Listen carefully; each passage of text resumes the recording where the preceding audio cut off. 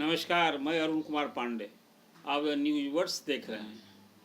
आज आपके सामने फिर मैं चाय पर चर्चा के साथ अखबारों की सुर्खियां, प्रमुख घटनाएं को लेकर बैठा हूं। आज 29 नवंबर है, शुक्रवार है। आज के दिन फिर विधानसभा की कार्यवाही चल रही है। अंतिम दिन है शरतकालीन सत्र का। संसद की भी कार्यवाही चल रही है। अब चाहे संसद हो या विधानसभा हो, रोज हंगामा हो रहा है। संसद में तो पिछले कई दिनों से, जब से कार्यवाही शुरू हुई, अदानी की गिरफ्तारी को लेकर कांग्रेस मांग कर रही है कि अदानी को गिरफ्तार किया जाए, इसलिए कि अमेरिका की कोर्ट ने उनके खिलाफ गिरफ्तारी वारंट जारी किया है। हालांकि गौतम अडानी ने अपनी ओर से, अडानी ग्रुप समूह ने सफाई दी है कि कोई फ्रॉड का केस तो है ही नहीं, और वहाँ के इन्वेस्टर ने केस किया है, तो हम लोग वहाँ कोर्ट में निपटेंगे। इसी कारण अडानी ग्रुप समूह के शेयर के भाव भी जो पहले गिर गए थे, उसमें अच्छा उछाल आया। फिर वहाँ संभल में जो कुछ हिंसा की घटना हुई, संभल में वहाँ जो मस्जिद है, वहाँ मंदिर भी था, इसको लेकर एक नया केस हुआ है। अब ये तो मामला सुप्रीम कोर्ट में भी चला गया, तो उसको लेकर भी संसद में हंगामा हो रहा है। अब मणिपुर में जो पिछले साल भर से हिंसा हो रही है, उसको लेकर कांग्रेस निशाना साध रही है केंद्र सरकार पर। अब बिहार में भी असेंबली में कल चर्चा आपसे की मैंने कि कल खास करके जो राजद और कांग्रेस के 7 विधायकों ने पाला बदल लिया है और उनके खिलाफ कोई कार्रवाई नहीं हो रही है स्पीकर द्वारा, इसको लेकर एक अनूठा विरोध किया कल राजद और कांग्रेस के सदस्यों ने। और ये विरोध का प्रतिफल ये था कि शिकायत थी, आलोक मेहता जो पूर्व मंत्री हैं राजद की, उनकी शिकायत थी कि भाई हाउस में तो सभी सदस्यों को बैठने के लिए सीटें निर्धारित है, तो फिर राजद और कांग्रेस के सदस्य सत्ता पक्ष में कैसे बैठ रहे हैं फरवरी से ही। जब ये स्थिति है तो लोग सदन में हंगामा किया, और इसी प्रतीक, विरोध के प्रतीक में राजद के भाई वीरेंद्र सीएम की सीट पर जा पहुंचे। तो स्पीकर ने तब हस्तक्षेप किया, कड़ी फटकार लगाई और मार्शल को उन्हें बाहर करने को कहा, और चेतावनी भी दी थी कि आप सीएम की सीट पर बैठे तो फिर आप बड़ा अंजाम के लिए तैयार रहिए। फिर सदन की कार्यवाही तब स्थगित कर दी गई। अब लगता है कि आज भी विरोध सदन में देखने को मिलेगा। विपक्ष के सदस्य सत्ता पक्ष की कुर्सी पर जा बैठ सकते हैं, फिर हंगामा होगा। कल 32,000 साढ़े 32,000 करोड़ रुपए का द्वितीय अनुपूरक बजट पास हो गया बिहार का।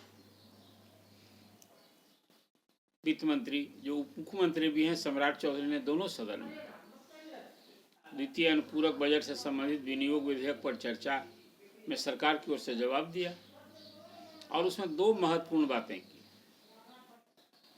एक तो कहा कि पटना में अगस्त से मेट्रो की सेवा सुलभ हो जाएगी, मेट्रो चालू हो जाएगा। और दूसरी बात कही कि सहरसा में, जैसा आपको याद होगा, राजगीर में मुख्यमंत्री ने वहाँ ग्लास ब्रिज बनाया, उसी ढंग का वो सहरसा में भी मत्स्यगंधा जो है ना, वहाँ भी ये बनने वाला है। तो एक बड़ी घोषणा हुई। और एक महत्वपूर्ण खबर भी है, खासकर पटना विश्वविद्यालय के छात्रों के लिए। अब पटना विश्वविद्यालय छात्र संघ का चुनाव होगा इसी आने वाले मार्च महीने में। अब फरवरी में इसको लेकर सारी कार्रवाई शुरू हो जाएगी।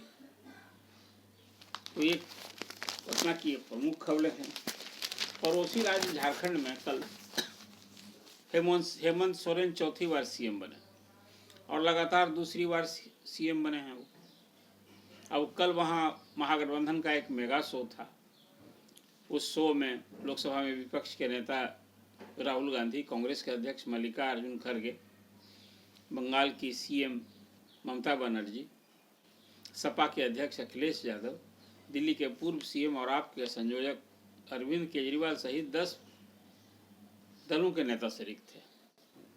तो एक इवेंट हुआ, लेकिन कल हेमंत सोरेन ने अकेले ही शपथ ली। अब विस्तार होगा, कोई 10 मंत्री बनाए जाएंगे उसमें, इसमें राजद और कांग्रेस की भी सहभागिता होगी। देखिए, अभी 2 राज्य का चुनाव हुआ, उसमें जहाँ झारखंड में महागठबंधन को जीत मिली तो एक बूस्टर मिला। अब वहीं महाराष्ट्र में भी शानदार जीत मिली महायुति को, जिसको आप एनडीए के रूप में भी कह सकते हैं। और कल देर रात तक केंद्रीय गृह मंत्री अमित शाह के यहाँ अजीत पवार, एकनाथ शिंदे और होने वाले देवेंद्र फडणवीस ये लोग वहाँ बैठे थे। उस बैठक में भाजपा के अध्यक्ष जेपी नड्डा भी थे। अब तो वहाँ तय हो गया है कि देवेंद्र फडणवीस ही सीएम होने जा रहे हैं और अभी जो कार्यवाहक सीएम हैं एकनाथ शिंदे, संभवतः वो डिप्टी सीएम बने या केंद्र में मंत्री बनाए जाए। अजीत पवार का फिर डिप्टी सीएम बनना लगभग तय हो गया है। विभाग भी तय हो गए हैं कि महाराष्ट्र की जो अभी नई सरकार बनेगी उसमें किसके जिम्मे कौन विभाग होगा। अब आज आधिकारिक तौर पर घोषणा होगी, तब चीज़ें साफ हो जाएंगी। ये तो आज की महत्वपूर्ण खबरें थी। अब पाकिस्तान में अभी जो चल रहा है, खासकर वहाँ के पूर्व पीएम की रिहाई को लेकर हिंसा थमी नहीं, एक ये वहाँ खबर। और बांग्लादेश में तो हिंदुओं पर अत्याचार थमने का नाम नहीं ले रहा है। इसको लेकर कल कोलकाता में बड़ा विरोध प्रदर्शन भी हुआ। अभी एक अलग मुद्दा बना हुआ है। कल विधानसभा और विधान परिषद में सीएजी की भी रिपोर्ट आई। ये मैंने पहले भी आपको जानकारी दी थी कि सीएजी की रिपोर्ट आने वाली है और उसमें खासकर स्वास्थ्य और चिकित्सा क्षेत्र में जो कुछ काम बिहार में हो रहा है उसको लेकर कल आईना दिखाया है सीएजी ने कि बिहार तो कहिए कि सचमुच एक बीमारू प्रदेश कहा जाता है। और नीतीश कुमार हर सभाओं में दावा करते हैं कि उनके कार्यकाल में अस्पतालों में रोगियों की संख्या बढ़ी है। बेशक नीतीश गवर्नमेंट के कार्यकाल में अस्पताल बिल्डिंग बने हैं, अस्पताल में चिकित्सा कर्मी की संख्या बढ़ी है, डॉक्टर भी बढ़े हैं, नर्स की भी बहाली हुई है, लेकिन सब काफ़ी नहीं है। इसी का एक आईना दिखाया है सीएजी ने कि स्वास्थ्य सेवा में सुधार के लिए बिहार में अभी बहुत कुछ किया जाना बाकी है। डॉक्टर नर्स के जो खाली पद हैं वो भरे जाने चाहिए, जो सब उपकरण लगे हैं उसको चालू रखना चाहिए। अब कुल मिलाकर एक बात जो कही कि भाई स्वास्थ्य सेवा की हालत जो है उसमें अभी बदहाल ही कहा जाएगा। और हालत ये है कि 21,743 करोड़ रुपए बीते वर्षों में जो विभाग के पास सुलभ था वो खर्च नहीं कर पाई। तो ये तो जो सीएजी सरकार के वित्तीय कार्यकलापों की जांच करता है, समीक्षा करता है और रिपोर्ट देखकर आईना दिखाता है और सरकार के वित्तीय कार्यकलापों की बखिया उधेड़ता है कि भाई आप पैसा रहते खर्च नहीं कर पा रहे हैं तो बड़ी विफलता है। तो इस ओर सीएजी की रिपोर्ट में कल उजागर किया गया है। कल एक और खबर थी। कल 32वीं बिहार न्यायिक सेवा का रिजल्ट आया और उसमें एक सुकून वाली खबर थी कि टॉप 10 में 9 लड़कियां ही टॉप की है। इसमें यूपी की हर्षिता बनी है टॉपर। देखिए जुडिशियल सर्विस में जब भी इधर एग्ज़ाम होता है ना तो उसमें यूपी के लड़के लड़कियों का अच्छा स्थान होता है। आज भी वहाँ लॉ की पढ़ाई के मामले में अभी यूपी में अच्छा परफॉर्मेंस रहा है। तो पिछली जितनी भी परीक्षा होती है जुडिशियल सर्विस की, तो यूपी के अभ्यर्थियों की सफलता का वहाँ इस पिछले एक दशक से ही देखने को मिल रहा है। तो एक खबर है आज अखबार की सुर्खियों में। आप सभी जानते हैं कि पैक्स का चुनाव हो रहा है। 5 चरणों में बिहार में कोई 6,500 पैक्स के चुनाव कराए जा रहे हैं। कोई 8,434 पैक्स हैं बिहार में। शहरी क्षेत्र के पैक्स का भी चुनाव नहीं हो रहा है, सिर्फ ग्रामीण क्षेत्र का पैक्स का चुनाव हो रहा है।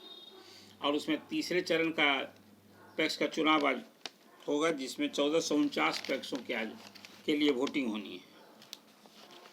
और देखिए बिहार में पैक्स जिसके माध्यम से धान की खरीद होती है, अब तो पैक्स को बहुत सारे काम दे दिए गए हैं। सचमुच में पैक्सों के कामकाज में सुधार के उपाय के करने की जरूरत है। कल तो एक और दुखद खबर आई कि कहीं एक पैक्स का चुनाव हुआ और जो नव निर्वाचित अध्यक्ष था उसको कल गोली मारकर हत्या कर दी गई। ये आप समझ सकते हैं कि पैक्स का गांव में कितना महत्व है और पैक्स को लेकर अध्यक्ष के चुनाव में किस तरह की तनातनी और मारामारी होती है, इसका एक उदाहरण है।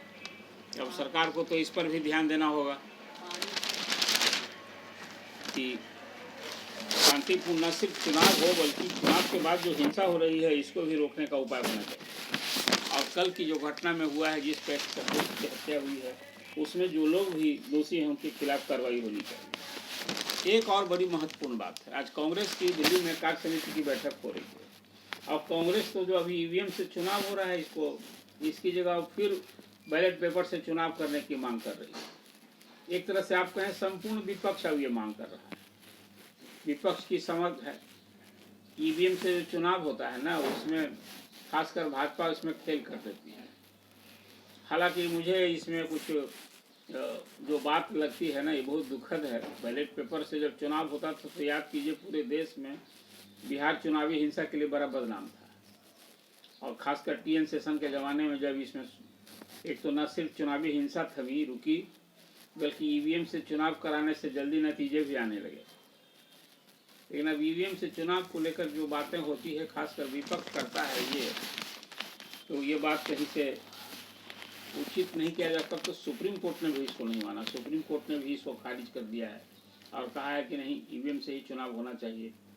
ये सही है, इसमें कोई साइंटिफिक आधार भी नहीं है जो कहा जाए कि ईवीएम से कोई गड़बड़ी होती है। लेकिन खैर, अब विपक्ष का मुद्दा है, ये बात कही जा रही है। एक और खास बात, अभी संभल में मस्जिद में मंदिर है, इसको लेकर एक विवाद हुआ। अब अजमेर शरीफ को लेकर भी इसी तरह का दावा हो गया है। देखिए, मेरी तो अपनी राय है कि अयोध्या, मथुरा और काशी के बाद अब इस विवाद को कहीं ना कहीं सल्टाने की ज़रूरत है। सल्टाने मतलब अब कहाँ इस बात को उकेरा जाएगा। अब ठीक है, खासकर मुस्लिम शासकों के समय में, बाबर के समय में ये सब कुछ हुआ था, लेकिन अभी 500 साल के बाद अब फिर इसी चीज़ को लेकर यदि किया जाएगा तो देश में कहाँ से सद्भाव की अपेक्षा की जाएगी। अब ठीक, सुप्रीम कोर्ट ने अयोध्या के केस में जो फैसला दिया, अब तो मैं देख रहा हूँ कि अभी जो चीफ जस्टिस रिटायर हो गए, जस्टिस चंद्रचूड़, अब उनको कोस रहा है विपक्ष दो कामों को लेकर। एक तो जो ईवीएम के पक्ष में फैसला दिया और दूसरा अयोध्या के केस में भी थे चंद्रचूड़। तो इसको लेकर कोस रहा है कि आपने जो अभी खासकर नरसिम्हा राव के समय में जो कानून बना था कि भाई 15 अगस्त 47 को जो जहाँ स्थिति थी धार्मिक स्थलों की वो कायम रहनी चाहिए, तो इसको अयोध्या के केस में सुप्रीम कोर्ट ने रीओपन कर दिया। अब फैसला दे दिया। अब उसी का नतीजा है कि आज सब जगह ये बात हो रही है कि अमुक जगह पर जहाँ मस्जिद है, अब वहाँ पहले मंदिर था, और कोर्ट भी जो है निचली अदालत से तुरंत सर्वे की बात हो जाती है। जैसे संभल को लेकर जो हिंसा हुई, यही कारण है। लेकिन अब इसका एंड होना चाहिए। तो कोई जब इस तरह की बात होगी तो पूरे देश में कहीं ना कहीं ये समस्या उठती रहेगी, उलझती रहेगी। तो सुप्रीम कोर्ट को तो जो मामला आया है, संभल का केस है, मुझे लगता है कि सुप्रीम कोर्ट इसमें निश्चित रूप से हस्तक्षेप करेगा। कुल मिला कर एक आप जो आज के अखबार की सुर्खियां हैं, महत्वपूर्ण खबरें हैं, उससे आपके सामने मैंने परोसा है।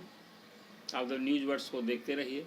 अभरसक या चाय पर चर्चा का ये सिलसिला आगे भी जारी रहेगा। धन्यवाद।